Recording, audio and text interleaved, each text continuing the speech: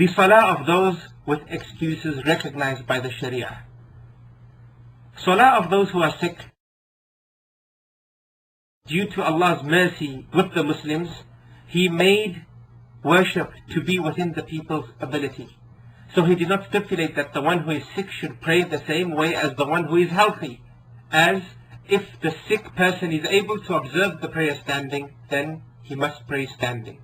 But if he cannot pray standing, he can pray sitting. And if he cannot pray sitting, he should pray lying on his side with his face directed towards the Qibla. However, if he cannot pray on his side, then he should pray on his back with his feet directed towards the Qibla. Otherwise, if this is not possible, he can pray in any way his condition permits.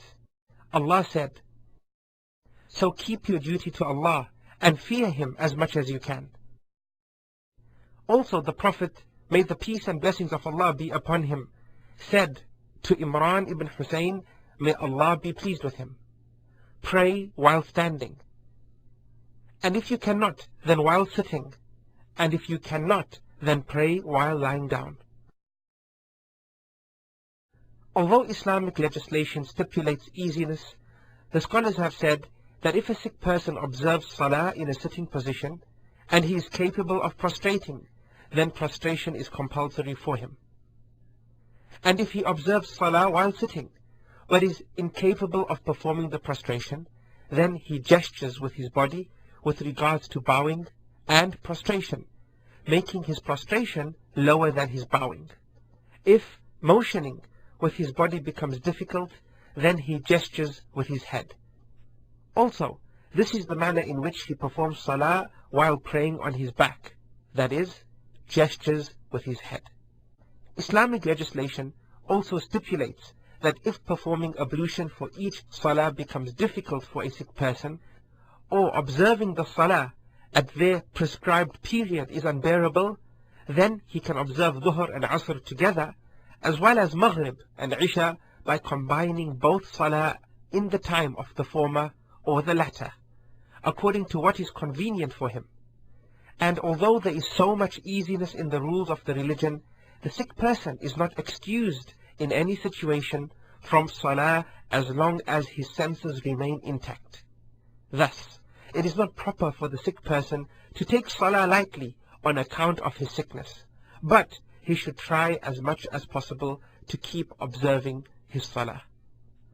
If the sick person was unconscious for some days and later becomes conscious, he is to observe salah when he regains his consciousness according to his ability. He is not to re-offer the salah missed during his unconsciousness. However, if his unconsciousness is mild, a day or two for instance, he is to re-offer the missed prayers whenever that becomes possible for him. The traveler's prayer. Due to the great difficulties that a traveler undergoes during his journey, it is authorized for him to shorten the 4 rak'ah salah, that is Dhuhr, Asr and Isha, to 2 rak'at. Also, permissible for him is the joining of Dhuhr together with Asr and Maghrib together with Isha. This is because Allah the Most High says, "And when you," meaning the Muslims, "travel in the land, there is no sin on you if you shorten your salah, if you fear that the disbelievers may attack you. For verily, the disbelievers are forever unto you open enemies." Anas ibn Malik, may Allah be pleased with him, said, "We went with the Messenger of Allah, may the peace and blessings of Allah be upon him, from Medina to Mecca, and he used to lead us in salah, praying 2 rak'ahs until we returned. No particular length has been stipulated in order for the person to be considered to be on a journey, as any trip customarily regarded as a journey is a form of traveling where salah can be shortened. Shortening of salah by a traveler begins after he has left the residential area of his town or city. But it is not permissible for him to shorten his salah while still in his town or city. This is because it has not been reported from the Prophet, may the peace and blessings of Allah be upon him, that he shortened his salah except after his departure from his hometown. When a traveler arrives at a place and he intends to stay there for 4 days or more, then it is compulsory for him to pray the salah in full, without shortening it. However, if he intends to stay for less than 4 days, it is permitted for him to shorten his salah. Moreover, if he does not intend to stay for a specified length of time, but he intends to return as soon as he completes a particular transaction, then in this case, the shortening of salah is permissible until he returns, meaning to his place of abode, even if eventually he stays for longer than 4 days. If a traveler prays behind a resident imam, it is compulsory for him to pray the usual prayer in full, without shortening it, even if he only catches 1 raka'ah of the salah led by the imam with the imam. But if a resident person prays behind a traveling imam that shortens his salah, it is compulsory on him to complete his salah, that is without shortening it, after the imam's taslim. Joining and shortening do not have to be observed together, as there may be joining and shortening combined together, as well as only joining without shortening. During the journey, people usually use different forms of transport. In the past, people used camels and horses. Then cars and trains took their place. And afterwards, the forms of transport developed so that airplanes and similar types of transport became available.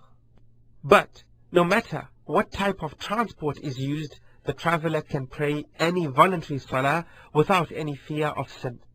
This is due to an authentic narration that reports that the Messenger of Allah, may the peace and blessings of Allah be upon him, used to observe the voluntary salah on his rides, meaning his camels, in whichever direction it faced. For an obligatory prayer, the salah is valid if the person is not able to dismount and pray on the ground for any reason. In this case, he observes the salah in its usual form, so he faces the direction of the Qibla, bows and prostrates in the usual way, if he is able to. But if he is not able to face the direction of the Qibla, or bow, or prostrate, then it is compulsory on him to face the Qibla during the initiating takbir. Thereafter he prays to any direction the bus faces, gesturing for both bowing and prostration. Another exemption is the permissibility to join prayers for the one who is praying in congregation in the mosque when it is raining, due to the discomfort and difficulty involved. But whoever is praying in their homes, like the females, then it is not permissible to join any prayers due to the rain.